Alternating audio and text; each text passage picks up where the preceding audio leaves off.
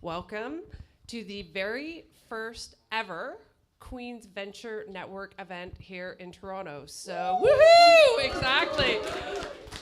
It is, I hope, going to be a fantastic evening where we have an amazing panel of alums up here that I'm going to point out span 3 decades at Queen's, which is pretty amazing, and 3 different programs, and an incredible array of experiences. And I'm going to ask you guys to introduce yourselves in just a moment. But we thought it would be really interesting to focus on one specific topic of conversation, and that is to exit or build. So we'll get to that in just a moment. But Graham, if I could start with you, and maybe you could just give us a 60-second who you are, how you come to be here, and then we will just open it up for discussion. My name's Graham McBride. I'm a BCom 85, which, for those of you all good at math, means my 30th reunion is upon me. And anybody who has connections to Queens, we actually are looking for a ghetto house for the homecoming weekend to take over. So we're willing to spend some good money on a house as long as all the students move out. So I started my career as a banker, a traditional commercial banker, and gradually grew to love the fact that I could invest in entrepreneurs. So I became a private equity investor, a venture capital investor, and have had many businesses that I built with entrepreneurs, bought from entrepreneurs, figured out how to bring new entrepreneurs to businesses that I've been involved in, and a mix of success and failure amongst that. In the last 5 years, I've decided to go out on my own and have been helping many entrepreneurs deal with their babies, which isn't their children, it's their businesses. And most recently have gone through that whole cycle of a career of doing those things and decided to do a startup of my own with 2 partners. And it's a company called Fund Through, which is working with small and mid-sized businesses to get them liquidity on the thing that they most often generate most quickly, which is contracts and receivables. So it's an online business-to-business lending platform doing secured lending. That's me. I'm Andrew Cherwenka, and I want to caution anyone that's thinking of giving their house up for homecoming, because I'm COM 93, so we had our 20th year 2 years ago in 2013, and some commies put their house up and said, guys, come back anytime after the football part. So we went back to their house at 3 a.m. because there was still a keg there and woke them up and stayed there for 2 hours. And I think we played Century with their keg. So and we were the old guys that wouldn't leave, and it got awkward. So after commerce, I worked for a few different companies. I'd say the formation really started with Xerox. I got into sales that led into technology sales, and that gave me the discipline to be able to represent technology and got me into advertising technology. I helped co-found a company in ad tech. We were basically a dev shop. This was in 2003. And since then, I've been either at small companies or helped start small companies. I started my own an analytics tech company in 2010 or so. I went through a few incubators. I was part of the Ryerson Digital Media Zone. Ryerson Futures is the one that takes an equity stake. I was part of the Canadian Technology Accelerator, and I was just blown away by the amount of support there was for startups in the last few years. I was so happy to hear what's happening with Queen's now, because I was looking for for support as a Queen's grad, and years ago, 5 years or so ago, there wasn't as much out there. So this is amazing what you guys are doing. It's just, it's incredible, this network and even this evening. So now I'm at Kinetic Cafe. We are partly an accelerator incubator. We've taken an equity stake in 10 different companies. But really, we're building a technology platform where we're targeting retailers. And my job is, as VP Commercialization, is to help the company make money, to figure out how we can sell the code that we've written for other clients. So that's where I'm at now. I'm happy to take whatever position is the most controversial on this panel. Hi, I'm Soman Mondel. So I'm probably like a lot of you guys. I'm just a straight up nerd. Did engineering. Did my MBA at Queen's, made my parents happy, worked at a big bank, and then made them unhappy by quitting and starting my own company. So I'm like that guy who started with 2 guys in an attic, started a software company, no money, credit card debt. We grew the company from 2 guys to about 40 guys, and the company was acquired by a publicly traded company in December 17th, 2012. It's like the best day of my life. So that company did safety compliance software. So if you have anywhere someone could get hurt, construction site, oil and gas site, mine, we would sell our software to all of those people throughout the world. We had an inside sales team. So sales was very, very important for our business. So we got acquired 2012. I didn't stick around. I left after 8 months, did not fit in with having a boss, with having to ask someone for permission to do anything. Didn't work out. And so here I am again, starting a new business. Just started about 12 months ago. We're at 9 people, growing really fast. And what we do is we help find salespeople, sales jobs using psychometric profiling. Think of it as eHarmony, but for salespeople. So if you're looking for a sales job, or you know anyone that's looking for a sales job, or if you know of someone that's trying to hire salespeople, come see me afterwards. All right, Marcus Daniels. Been a digital entrepreneur for 25 years, if you can believe it, since I was 13. I've done everything from agencies to consumer insight companies, business intelligence software, even a site called trendhunter.com, which was formed when I did the Queen's MBA about 10 years ago from my good friend Jeremy Gucce. And during that time, I started delving into angel investing and was a mentor at Extreme Startups, pretty much from its inception. And then had the opportunity to become the managing director. So kind of the hybrid role of being an entrepreneur, but also living vicariously by investing into these crazy entrepreneurs and helping them get follow-on capital. And then I looked at the overall global landscape and I realized that there's a tremendous opportunity beyond the fact that I was tired of seeing amazing Canadian founders go south of the border to get funded. I figured that's a problem I actually want to solve. So I looked around the ecosystem, saw another great accelerator out in Vancouver called GrowLab, and pitched a bigger vision to merge both entities to forge something called Highline. And so what Highline does is we're a VC-backed accelerator. We're actually structured as an operating company, not an actual fund. We have 9 institutional investors who backed us, and we're usually the first check into companies. We fund up to $200,000 into a business. And we're evolving that model where we're fully focused on mobile founders that are going after global markets. And we help specifically in that stage where we'll call it pre-seed, seed investments to help give them an unfair advantage in scaling. So we operate in offices both in Vancouver, Toronto, and have deep connectivity into New York and San Francisco. All right. My name's Andrew Long. I was a COM 94 at Queens, and I've been an entrepreneur since 2000 when I started what is now called the Greatness Group. And we are in the business of corporate team building and corporate training. So a little bit less digital than a lot of the other guys here. But we were really a start from scratch, bare bones entrepreneurial company, and we've been that ever since. We've been on a moderate growth curve, not like a skyrocketing growth curve. But one of the things that's probably different than a lot of businesses is we have half of an employee, and almost every expense that we could possibly outsource from our company, we have done. So we're very lean in the way that we run because we run events that are just one day or even half day events. So as an example, we are best known for running corporate scavenger hunts. And today we ran a scavenger hunt in Buenos Aires, Argentina in Portuguese. I wasn't there for it. We have staff local that ran it for us. Last year we broke the record actually for the world's largest scavenger hunt ever done. It was 1,500 people in Las Vegas. So that was our interesting claim to fame. We're not in the Guinness Book because the client didn't want the publicity, but it was still a cool feather in our cap. So that's what we do. And with one of the things that I really like about my business and the way that it's set up is that I'm got to have a very flexible schedule. I'm around for my kids. I got 2 kids that are preteens, and I've always been there, through all the stages of their growth. And so maybe my business is a little different than the other guys, but I guess that's what we're here to talk about too.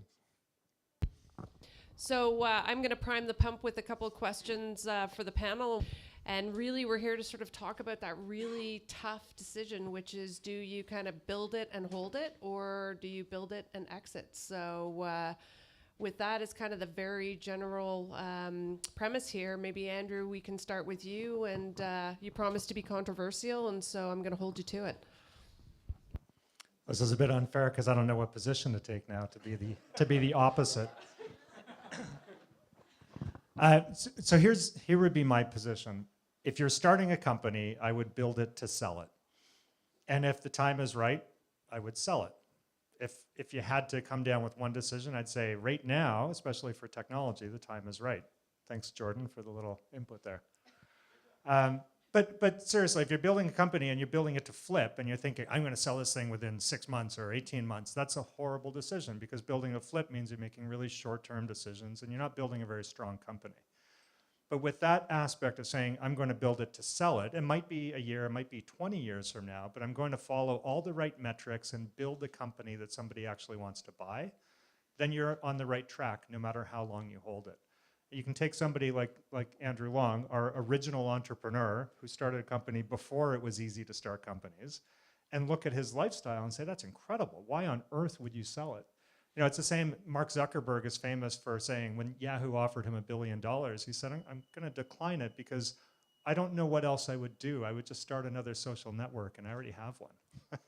So really, if that's, you know, there's no reason to sell if you're happy with what you're doing, but with that mentality of building to sell, it's kind of like being in shape and ready to join any sports team or hop a flight to Whistler if your friends are going because you're ready to go. So that mentality of building to sell, following the right metrics, keeping the right books, that no matter what opens it up to the right decision.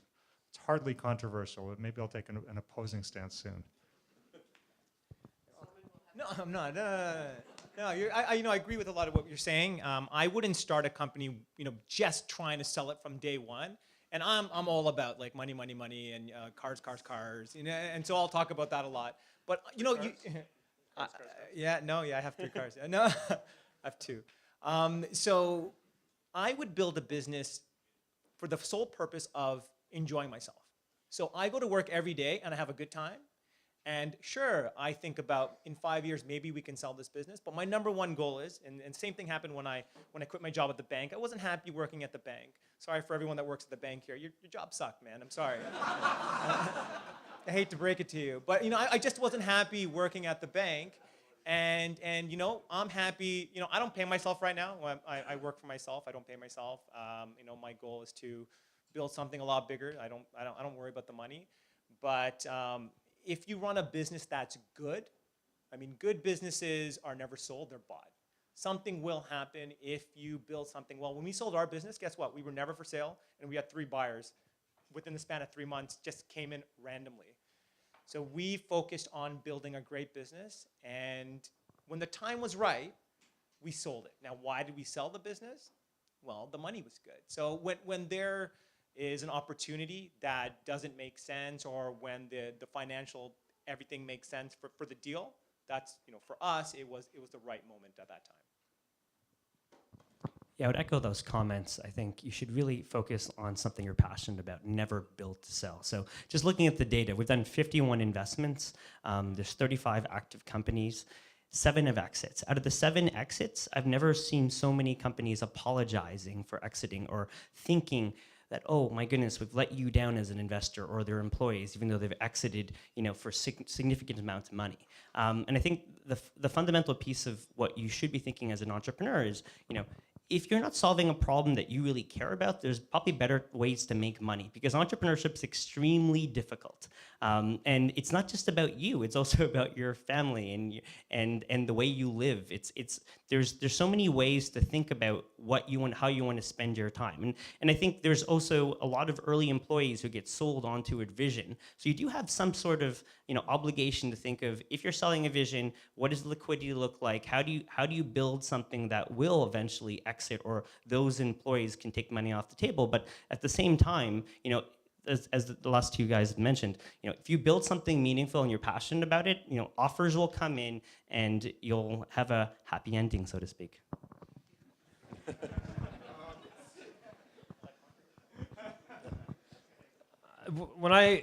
Early on in my business, I used to think that I was building it to sell it, and that was the original vision. And so as I was building it, we were always trying to template things and build systems that when we got to the point where somebody was looking at the business, that we would have some assets that we could offer them. And as the business grew and as my wife and I had kids, we realized that the business was meeting our needs in a lot of different ways. And it really, the purpose of it changed. And it wasn't to sell, it was actually to have a career, do something that we love, and provide a lifestyle for ourselves. And so, I love talking about my business, but I also love talking about my family and being with my family. And I was there when my son took his first steps, and that was at 11 in the morning one day at home. And not everybody who works for the bank or who works long hours at a different kind of a business that they own can say that. My daughter's going in the skiing provincials for under 14s, and it's in Sault Ste. Marie. And I got to drive her there on Thursday morning. Not every entrepreneur can do that. So what I found was that the business evolved in a way that it was putting money in our pockets and meeting our lifestyle needs. And so, like Andrew said, like why would I sell it? There's really no need to sell it. And to be honest, I don't know what else I would do. I didn't start the business for the love of starting a business and starting something from scratch. I started it because I saw an opportunity and saw a need that I could meet with the business. So I might sell it at some point, but certainly that's not even part of the plan at the moment. I guess, I don't know if they still call it this, but back in the day it was called a cash cow. I think I have a cash cow. They still call it that? Okay, cool. I have a cash cow. Those are very good. Yeah. I don't have much to add. The only thing I'd say is that having seen lots of entrepreneurs and lots of businesses grow, it's a very personal decision, first of all, and the reason you should be at the helm or partner in a business is because you want to be, like the other guys have said. The other thing that is a big part of it, apart from the passion, though, is the capability. And as businesses grow, I've too often seen entrepreneurs think they can continue to scale beyond their capabilities. And the best entrepreneur is the one that keeps the passion just to the moment in time when the capability is starting to slip, and sells the passion at the same time as that business is still looking really good. Because it doesn't take long for the passion to still be there, and if the capability isn't, the business isn't worth anywhere near what it was before. Okay, thanks for that little warm-up round. Don't you guys think, though, that there's too much selling out going on? Like, think about it. When was the last time that a business went from kind of zero to a zillion? And why do you think that's not happening more often? I think that's a function of just where the market is right now. I think tech's hot, at least for technology. Tech's hot right now.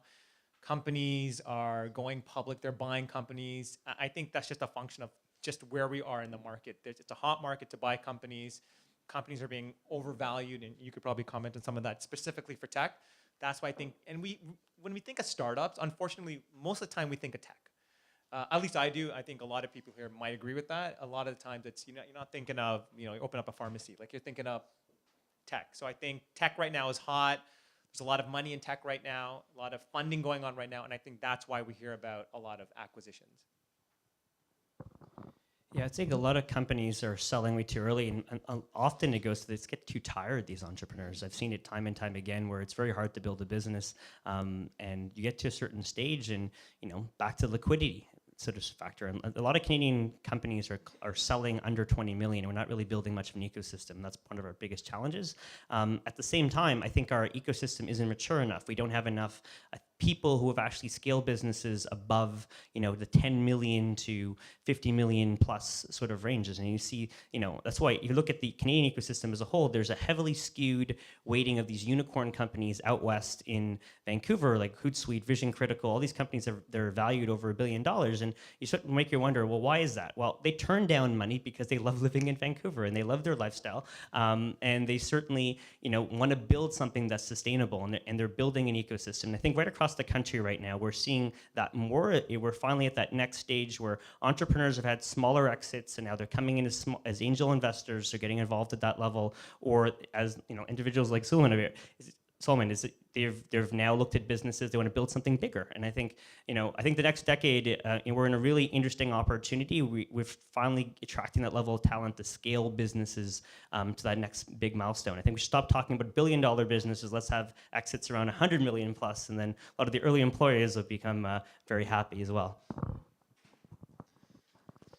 The only thing really that comes to mind in terms of whether whether there's too much selling or not enough selling, I mean, to me, I think it's just going to depend on the business and the person who owns it in the first place. If I had $1 billion business, I'd sell it because I'd be terrible at running $1 billion business. I don't know anything about venture capital or funding or going public. Like, that would just be so out of my comfort zone. I don't have the skill set at all. So I would sell probably to lock in a gain that I would probably, provide a nice lifestyle for the rest of my life, and really not worry about screwing the business up beyond that. So in a case like that, I'd sell. But I think really, you can't just say let's come up with a buy or a sell format and then let's build a business around that. I think it's more like let's look at the business and make the best decision based on that business and who owns it. I'm terrible at starting things, but I'm good at continuing things. So I continue with my business. If I sold it, I'd be horrible at starting the next one probably. So there's probably a bit of fear on my part that I wouldn't know what to do next, and so that's probably another reason why my business has evolved the way that it has. Yeah, and that's how the system is set up right now. Like, people that are good at starting things, it's so easy to start a business today. And so as soon as they start it and they get an offer, they want to start something else because they're bored. So that is the system, and it's great. You can't argue against that. If somebody's really good at handling all of these variables, and there's so many starting a business for it to go right, there's so much chance and hard work. And people that like that, the dizzying highs and crushing lows, they're going to get incredibly bored after 2 years. Once they hit cruising altitude, they're going to try to check out. So the system is set up to allow them to do that. There's really not much support, as Marcus is saying, for those companies that have reached a certain level and then want to make it to the next level. And I don't even know if the people that are starting those companies are the right ones to do it. So it's probably more a function of the system than it is, should people hold or not. One other point, I lived in New York for 3 years, and I could see the craziness, the short-term thinking in Manhattan. Nobody was there to spend their life in Manhattan. I don't know a single person that said, I'm going to retire here. Like, they're there for 18 months, and they're going to work as hard as they can, and they're going to do whatever they can. And especially in the startup scene there, it's all about building something quickly and getting out. So that's more the American, or it's certainly like the New York mentality. Not so much the mentality here. There are more people like Andrew, or I met Alan from Wattpad. He's building a massive company. I think they just raised $60 million. And he said, I'm keeping my office in Toronto forever, and I'm not selling. And I believe him. Like, he's onto something really strong, and he just loves running the company. There are more and more people like that, but the system favors people to get out early. I don't really have anything to add. The only thing I'd say is that I echo the point earlier that Canada doesn't think big enough. Having been with many entrepreneurs, the world is so much bigger than Canada's borders, and we don't think enough that way. So I'd say we sell too early because we think too insular. It's always great to hear about the Hootsuites and the Shopifys of the world, and that was kind of the point of my question. But who do you guys go to when you have big decisions to make in terms of hold, sell? Maybe Marcus, we can start with you. And or who do you advise that entrepreneurs go to have when do you sell? When is enough? Yeah, I'm fortunate that I have a really strong board of individuals who have exited companies, and a really balanced board from the perspective of Amar Varma, who started his business and sold it to Pivotal, and Len Brody, different perspectives, but they're all entrepreneurs at heart. So I think one of the strongest advices I could give to any sort of aspiring entrepreneurs, build a good, strong board of advisors first. There's lots of great, programs, incubators, accelerators, but those are in many ways just very, they're not lasting or timeless. I think, building a relationship with, one or two individuals who you trust are going to give you a contrary view and also support you emotionally, because entrepreneurship is an up and down battle every single day. I mean, we see it with our entrepreneurs. They're putting everything on the line that we're investing in, and most of them are destined to fail in different ways. So I think, always focus on people. We used to do it at Extreme Startups. We just have lots of mentors who are coming in, but those are almost like Monday morning quarterbacks, just giving weird advice. They don't have any skin in the game. Find people who really actually are going to invest the time to build a relationship with you and build your business with you. Absolutely, having a board, also advisors. Always keep. We talk to our board and our advisors on at least once a month. So we let them know what's going on. So if there ever was a big decision like that, we would definitely go to them first. But to add, I am also in touch with investment bankers. So when we sold my first company, we actually hired an investment banker to go through the whole process. And I cannot stress how important that was in my deal to get it done and to increase the purchase price. Now, if someone were to come to us and we want to buy your company, one of the first people that I would go to is one of the investment bankers that I use, just to tell them, look, this is what's happening. What do you think? Guess what? Those guys, it's their job. They're the snakiest guys in the world. They're there to make money. They're there to tell you if you're gonna, if this deal makes sense. So luckily for me, and if you guys do this, you should just know, if you're running a business, have a couple investment bankers that not the ones that work at RBC, the guys that are doing deals like for technology deals, like more boutique. Sorry, RBC guys here. I used to work at RBC. More of the boutique investment bankers really cater towards your business. So I keep those guys kind of up to date, and they let me in on information that other people wouldn't know. Yeah, and I'll just add to that. I had my own advisors. I just bought these guys lunch every month, and they were amazing. They didn't take equity in the company. I didn't pay them, but they were just senior business people that I really aspired to be like. This one guy, I don't know if he'd want to be named, so I won't name him, but probably the best father I've ever met, aside from my dad. Incredible business guy. Held his business for 25 years. Unbelievably wealthy. Like, the guy drove a Maserati. Just in every respect. Yeah, do you have he's the guy I want to be. And so I kept asking him, every month I would just tell him what's going on. And he was perfect for advice because he never really said anything. He just kept asking me questions back. Never once gave me any kind of direction, but his questions were just so relevant that it helped me find the right path. So I'm going to take a slightly different path, because two of the unhappiest people that I know are entrepreneurs who sold their businesses that would, if they had spent more time with their wife and kids, not sold their businesses, because I know them well enough now to know that their unhappiness comes from the fact that they were so attached to those businesses, somewhat like Andrew, that there was his lifestyle, their lifestyles, sorry, they're both males. And I think one of the advisors that is very close to you is your spouse or your significant other or whomever, and that should be a big chunk of any of these decisions as well. Okay, so why don't we open it up to the floor for some questions, and then we'll go back to the panel. My question is a bit of a two-parter. So the first question is, I'm sure it gets asked all the time, but do you think we are in a tech bubble? And if so, as a upcoming graduate, what are some ways to hedge your risk to not get burned if you are looking to get into either technology entrepreneurship or working in technology? So there's two questions to a tech bubble in my mind. One is the valuation too high today? And I'd say probably. But the second is there lots of things to be done in technology that will still lead to lots and lots of value? And I think there is. So the advantage of graduating today is that I think for a while there's going to be technology venture types and angels who will support great ideas, because even if valuations come down in the short term, they're going to come back up. And you're going to end up being, if you've chosen the right thing, in a good place. Yeah, we've been in a real estate bubble since 1989, haven't we?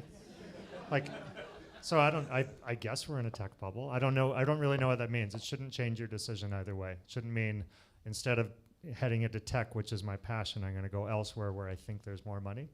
I agree with the, sorry, Graham. Look at your name tag. I agree with Graham. I think no matter what, if you do the right things, you'll make money in this industry, whether it crashes or not. It just means maybe it takes a little longer.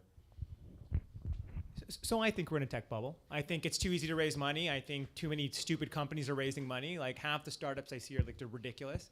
So if I were you, this is what I would do. You go into an office, you're looking at a new startup that you might want to work at.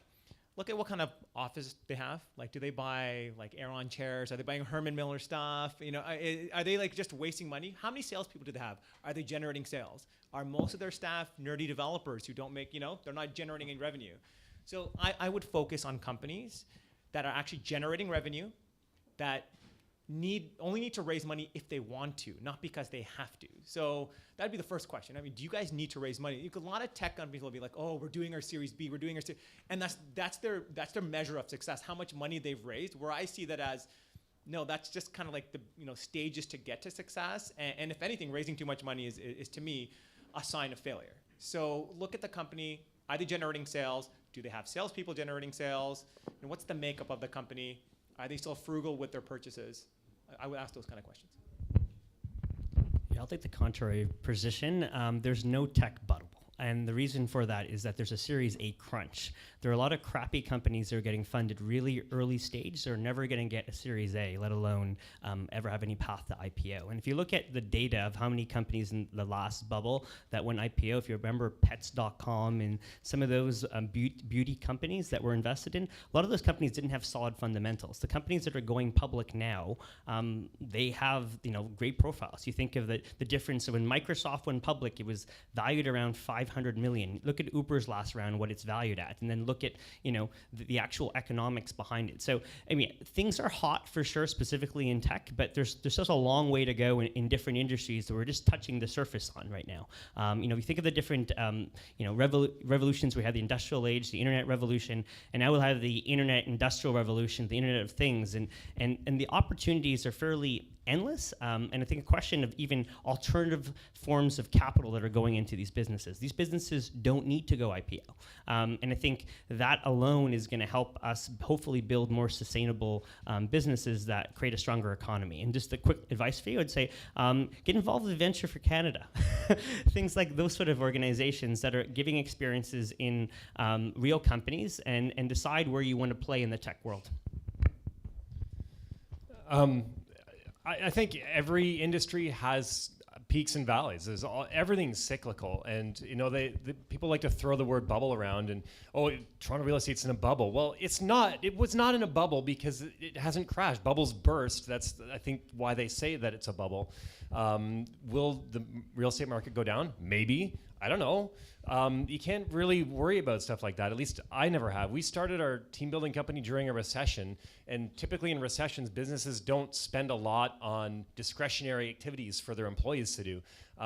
But we got off to a great start, and here we are with several recessions and bubbles and whatever's later. So I think, I forget who said it first, but if you want to work in that industry, then work in that industry. And one of the things that I've sometimes thought about, maybe not right when I was graduating, but as my business was growing and as we had money to invest personally, we try and just make sure we were diversified life-wise. And if we want to make sure we always had emergency cash or a line of credit, so that if our business did go through a downturn, that we were still fine. So it goes sort of beyond thinking just about one industry or one sort of cycle in isolation to the sort of big picture of managing your life and making sure that although you are taking a risk as an entrepreneur, you are being conservative in some other ways in your life so that you don't crash too hard if something doesn't work out for you.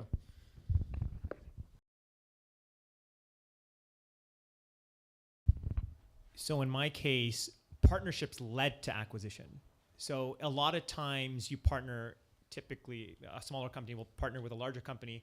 That's a real good path to kind of testing the waters out. Does it make sense? Is there synergy between both companies? And then going from there. It's very rare that, really out of the blue, someone will be like, here, we're going to buy your company. It really comes from some sort of past relationship. In our case, it was literally 3 companies that we were partnering with that ended up kind of going down the path of acquisition talks. Yeah, just one quick thing to add. If you're looking to get acquired, that's exhausting and distracting. Like, really, you should just keep building your business. And then things will happen, as you're saying. During my private equity days, that was a very common path to go down, building relationships. I can think of two with later stage companies, an insurance company and a leasing company, where it worked extremely well. It kept the management team engaged, and it led to a lot more value. The trouble is, on the other side of that, is somebody is looking for value from you, and if it doesn't work, it can work really ugly. So I'm Margaret in the Queen's 2016 MBA class.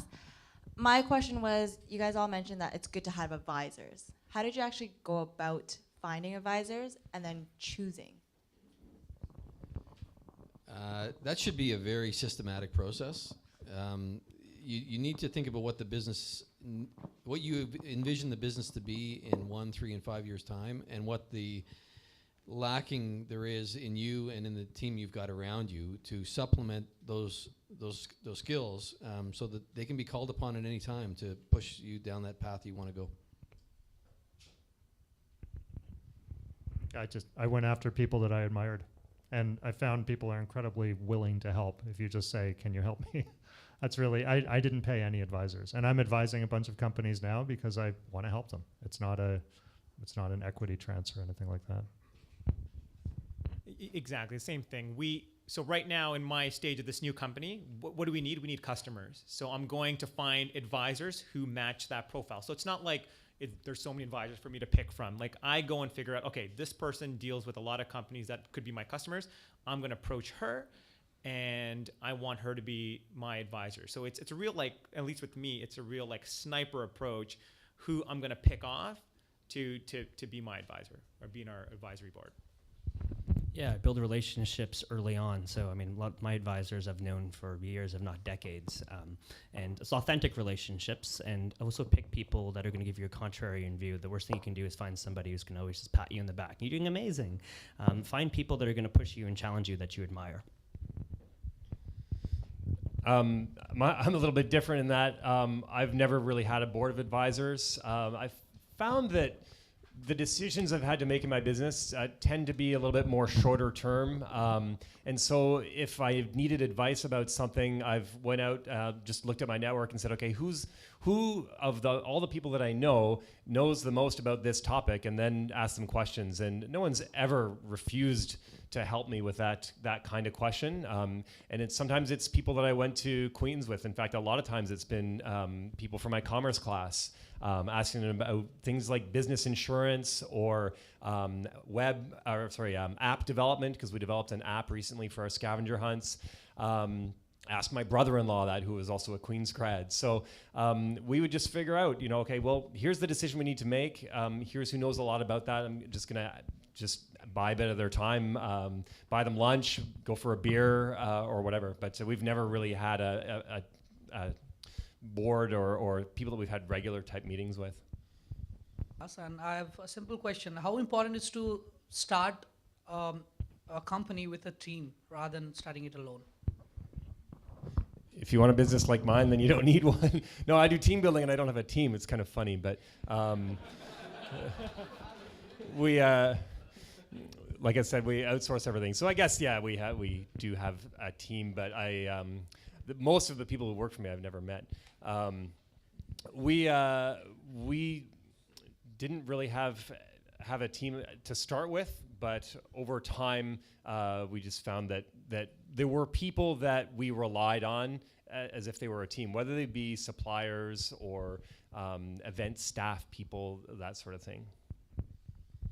I think it really depends what kind of business you want to build. I mean, there's some phenomenal businesses that are being built by sole founders, specifically ones that make millions and millions of dollars and don't exit. But if you're going to build a venture profile business, it's all about the team. So how we look at actually investing companies, I'd weight 50% on that founding team, the first 3 people in. Do they have enough incentive? It's very difficult to build a business to become a category leader globally. So if you can't convince somebody else to jump on this journey for you, you're going to have a really tough time building that sort of business.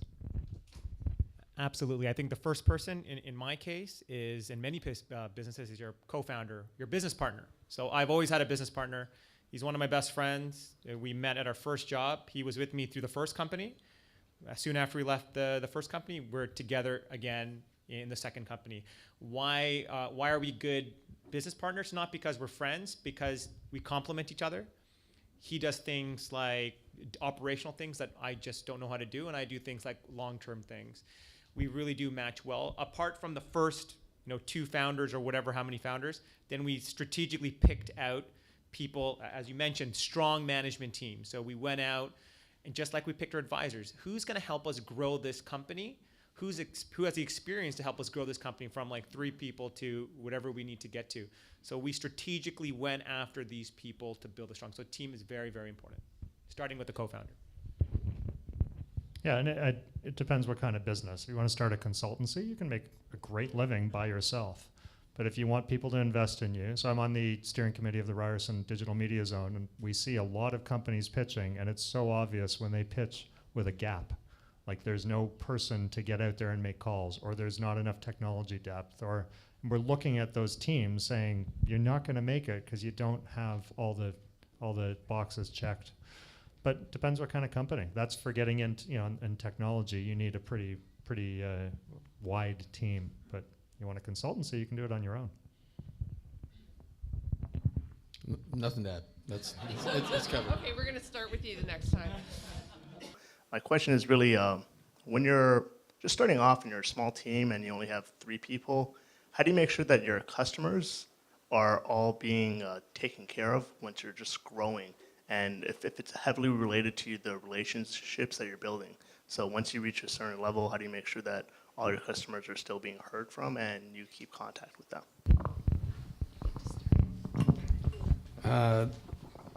That's a bit complicated around whatever the team is you've got. I mean, customers in small businesses are gold. I mean, that's all that matters is the sales. So in every small business I've been involved in, every one of the founders, no matter how many they are making sales calls and getting the revenue.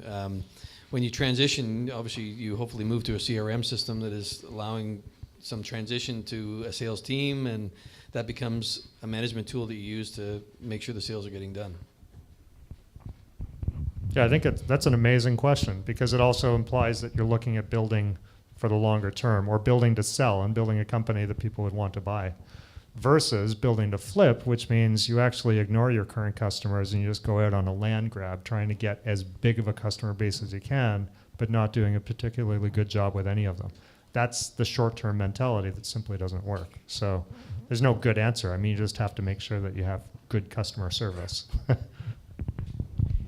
Really build a culture around customer service. So however many people you hire, whether it's a secretary or your developer, they're all going to pick up the phone if that support phone rings and be able to help that person. So if you build that, and we did this in our first company, if we build that around, if you build your culture around that, the customer's number one, like we're nothing without our customer, then you'll eventually find that, of course, you put all the systems in place and all the technical stuff, but if you really build that into your culture, if they see you, the founder, still doing support calls, still at 6 o'clock, picking up the support phone, answering phone calls, writing back to the support at yourcompany.com email address, then people will follow in your footsteps. I would say productize your service offering. I think there's too many early stage businesses that are focused purely on revenue, and they're jumping all over the place and they're bastardizing their product roadmap. So if you're looking to build a business that eventually is going to scale, I think doing that in a systematic way will make a huge difference. At least 3 of those guys used the magic word, which is system, which is one of the things that we built our business on. I came across a book called The E-Myth way back then. I don't know if that's something a lot of you guys have read, but the main concept is work on your business, not in your business. As a business owner, you want to create systems so that you know that things are happening. And so your question was, how do I know, or how do I make sure? Well, because you have a system that's well built and robust and that is easy for people to follow. And that's why I don't have to work that hard now, because we have really good systems, and that's not just for sales or customer service. That's for everything. So, 2-part question. The first is, obviously, starting a business is not easy, and only now are they touching entrepreneurship a lot more in the academic system. But when you were in school, what were the things that you found the most useful and you leveraged the most from class and your studies? And then maybe what are some of the things you had to unlearn, especially at the MBA level, because you're learning all these models and all these systems, and you start a new business and it's like, oh my God, I can't use any of this stuff yet. So just kind of want to know what was great and then what you had to put on the shelf and put back in the toolbox and bring out later. Yeah, after I graduated, I got an email address. That was pretty cool. How old are we? Oh my God. You know what? The most useful thing for me is actually the people, because anything that I need to know, somebody else already knows. Yeah, I would echo part of that for sure. I mean, I was an entrepreneur before doing the MBA, and I was doing it because I wanted to learn how to scale a global business. Often MBAs get a bad knock when it comes to entrepreneurship, and I think that's complete garbage. I think it goes back to what you get out of the experience and how motivated you are. I went there with a purpose to meet future co-founders, future investors, customers, which I did. I learned a lot about strategy, so I got an experience of working in a big company without actually ever being in a big company. So all those sort of things are really important. And I think there wasn't much I had to unlearn. I think the only piece I would say in any sort of discipline it's all about doing and failing fast and just taking action opposed to standing back. And I think often you get caught in all these great frameworks and thinking about strategy, which is a lot of fun, but ultimately rolling up your sleeves and getting on the phone and doing a deal, that's what matters. The best part of my MBA experience was being in Elsbeth's class. I learned everything. No, I'm gonna echo what everyone said. It was the network that we built. I met my first angel investor. He came to Queens in a blue Ferrari, and I was like, "Whoa, who's that guy? I got to go meet that guy." And to me, I'm gonna say this, it's gonna be horrible, but you can learn mostly everything from an MBA, from your textbooks and everything. That's not where the value is. It's the network. It's the people that have graduated in the past who are especially at Queens, more than willing to help you out. And it was without that angel investor, I don't think we would have been able to make a business. So it was extremely important. And is there anything negative that came out of the MBA? No, I mean, everything was pretty positive. You take whatever you learn and you can use it towards anything. So yes to all of that. I'll just disagree with the premise of your question. It's not hard to start a company. It's way too easy, and that's a big problem. It's hard to do well, yes, very hard to do well. But it's incredibly easy today, not 15, 20 years ago, even 5 years ago, but today it's way too easy. So you see too many entrepreneurs that aren't told to call it quits when they should be told. So I've found that learning accounting on an abacus wasn't really great for me. Haven't used that an awful lot. I'd say the thing that, we all have jerks in our classes and had jerks in our classes and had jerks around us in the workplace. And what I would say I have found to be, I think, something that's worked extremely well for me is treating classmates over the long term with respect, and the people you work with respect, because you have no idea when an advisor is going to be needed, or somebody you want to bring onto your company as a partner, or any number of instances for due diligence or whatever. And if they have thought that you have always treated them with respect, they'll pick up the phone and they maybe even seek you out to warn you off of things. So that would be something I learned well at Queens, because I had jerks in my class and avoided them, and I haven't heard from them since. So I have one question, then we'll go to the young lady there. A mentor of mine, a guy who started a company in Ottawa called Jetform. Anyone remember that? He said, when the horse is dead, dismount. How do you know when the horse is dead?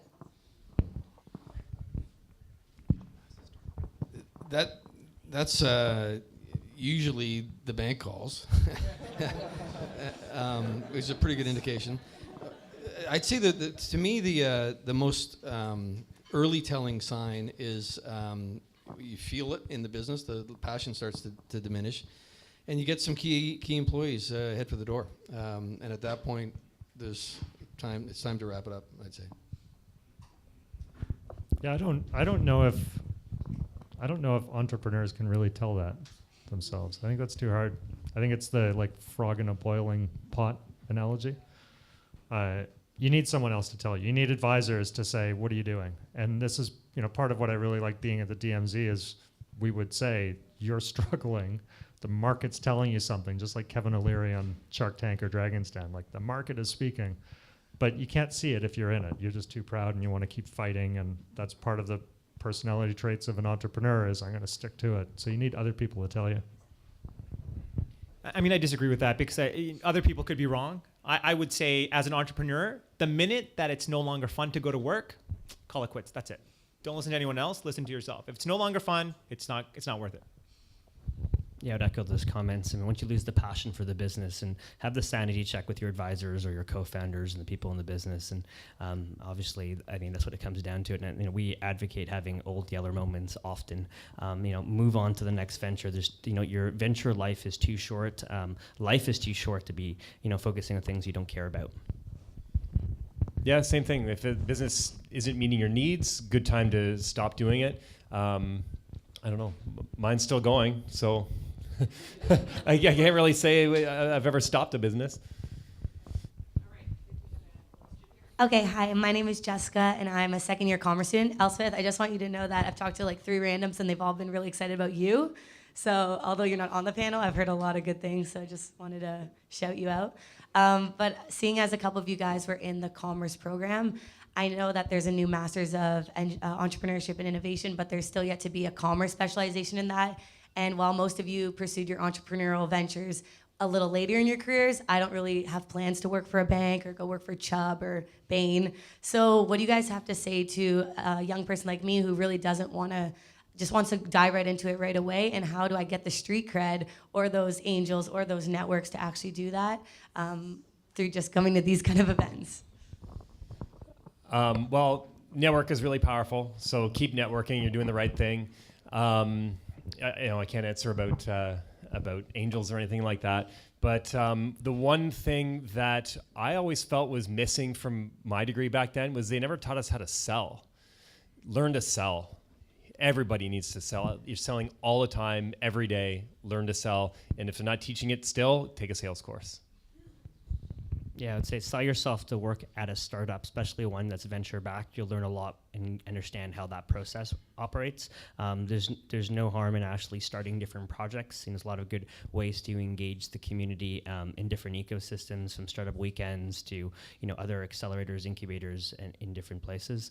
And I think always follow something you care about.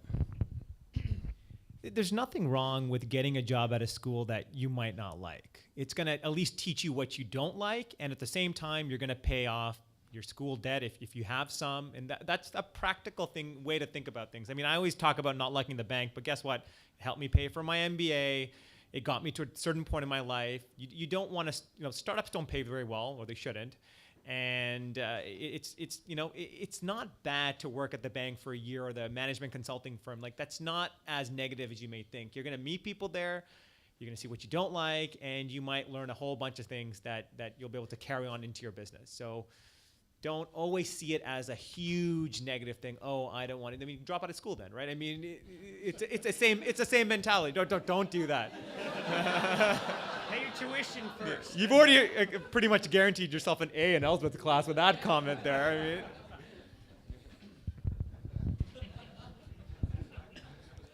whenever I had to make a big life decision, like a career decision, this may be overly analytical, but I put my thoughts into a spreadsheet, and I listed off every single thing that was important to me, from money to prestige to how far do I have to drive to the office, do I have to wear a suit, like every single thing. And then in the columns, all the opportunities in front of me. One of your opportunities is to start a business right out of school. Another one is you could work for Chubb. I'm glad they still do on-campus recruiting. They did in 93. Yeah, I mean, put them all in columns and just be honest with the numbers that you assess. And you'll see as you go through that, maybe not everybody works like that, but for me, it was amazing to just kind of put it all down on one sheet. And I saw which column I really wanted to have the high numbers. Yeah, I think there's elements of business that just come from being around a business for a little while, whether it's a big one or a small one. So that's, I think, is something you should at least think about. But also places like this. I don't know exactly what Bauhaus does, but this and the Ryerson DMZ and Mars and Communitech, they all have opportunities for people to just infiltrate and see things that may be interesting. And I know I'm really not supposed to comment, but I would just say, when you're in school, practice. So there are summer programs, there are project courses, there's a ton of stuff where you can just, get your feet wet and see if being an entrepreneur always sounds cool. But it's not for everyone, so try it out. Okay, we have time for one more, and then we'll wrap it up for the evening. All right, just a quick question in regards to, I guess no one's really asked about taking the leap of jumping into entrepreneurship, or you think you can run a business, you think you have an idea, you also might be really, really good at sales, and there's a risk and reward to that. What do you advise about taking that leap of moving it forward? Or do you take the secure, very successful, guaranteed good T4 every single year? So an entrepreneur wouldn't ask that question, I don't think. Because the reality is, when you got in your gut, you've talked to your friends, you've probably got a few advisors you can bounce the idea off of. And if you believe in it, you'll find a way to do it with cobbling together friends and family money, or at least give it a try. And if that's in you, and it's the energy that it gives you energy by thinking about it, you should just do it. So I would disagree with that, just because I like assessing every single possible path in front. So I would say entrepreneurs even should, and that myth that a true entrepreneur doesn't have a plan B. If my company fails, I have nothing else to do. I don't think that's right. I think you should have a plan B. I don't see what's wrong with that. But I would also say starting a company today is actually very low risk. As long as you fail fast and you're willing to be honest with yourself, 6 months from now you can get a job. Even if you're quitting a really high-paying job, depending what you're doing, I guess. But 10, 15, 20 years ago, if you left a company, the odds of you coming back to that company were pretty slim. I think now there's actually, it'll add to your resume to say, I was out there trying it, and now I want to get back into a full-time job. And I totally disagree with Graham. Because I did the same thing. I was probably in your shoes. I was at a bank. I was like, okay, should I quit my job and start my own company or not? So I looked at it. Okay, I'm 25. If I quit my job, do this for a year, what's the worst that can happen? I'll go get a job at the bank again in 12 months. Guess what? That job that you have right now, you'll be able to get it in 24 or 12 months. So entrepreneurs aren't these crazy risk takers. They take calculated risk. A lot of them do, and there's nothing wrong with doing that. So just quit your job, go live with your parents. That's what I did. Sucked, and do that for a while, and then kind of prove out your dreams. If it doesn't work out, have the backup plan. There's nothing wrong with the backup plan. Yeah, I would say never hedge. I think the problem we have specifically in Canada, people are thinking too much as opposed to actually doing, and they're thinking about the plan B. I think, as Solomon just meant, plan B will be there in 12 months. Building a business, it's not a 40-hour-a-week type of job. It is basically your passion for 100 hours a week, and you're not going to pay yourself a lot of money. It's going to be really difficult, and if you only put in that half effort, it's probably not going to get to the next stage.